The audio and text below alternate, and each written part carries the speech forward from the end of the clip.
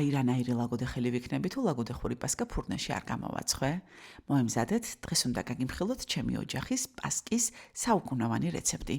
თუ ფურნი არ გაქვთ, არ შეშინდეთ. ჩემი რეცეპტი საცხობ ღუმელზეა ადაპტირებული, იმისთვის რომ თითოეულმა თქვენგანმა ადვილად შეძლოთ გამეორება. არ ვიცი ვინ მოიფიქრა პასკის სიმძიმისა და სინოტივის აი ასეთი ფორმით შემოწმება, ძალიან არ მომწონს ეს ფორმა, მაგრამ მაინც გაჩვენებთ. პირველ რიგში გავთქვიფოთ კვერცხი, ვანილი და შაქარი. პასკას ვაცხობ აუცილებლად საუკეთესო ფქვილით, როგორც არის უნივერსალი La Familiasგან. შევათფოთ რძე. გავცრეთ 70 გრამი ფქვილი, დავამატოთ 20 გრამი შაქარი და 20 გრამი იოტისის საფუარი. ეს არის საუკეთესო საფუარი მთელს ქართულ ბაზარზე.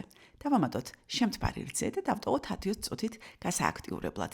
დანარჩენ რძეში კი დავამატოთ კარაქი და დავადნოთ. ნახეთ როგორ საოცრად ამოვიდა საფუარი, 5 წუთიც არ დასჭირდა ამ მდგომარეობამდე მისვლას. გათქვეფილ კვერცხს დავამატოთ გააქტიურებული საფუარი, დამდნარი კარაქი რძესთან ერთად და ეტაპობრივად დავიწყოთ კილოს 300 ფქვილის დამატება. მოვზილოთ ცომი საშუალო სიჩქარეზე.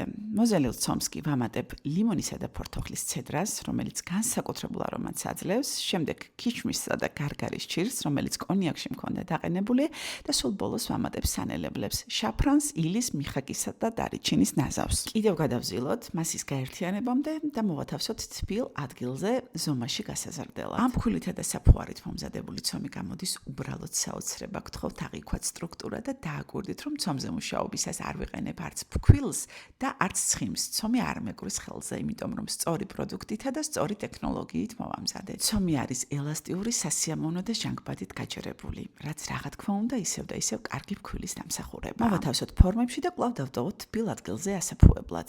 ამ პორციით გამოგივათ 4-600 გრამიანი პასკა. ამასობაში გავახურეთ ფურნე და პასკა მოვათავსეთ შიგნით. ცხობის დრო ფურნეში 50-60 წუთია, ღუმელში კი 45-50 წუთი დაგჭირდებათ. არ შეცვალოთ ინგრედიენტები თქვენი ინიციატივით და ნამდვილად საუკეთესო პასკა გამოგივათ.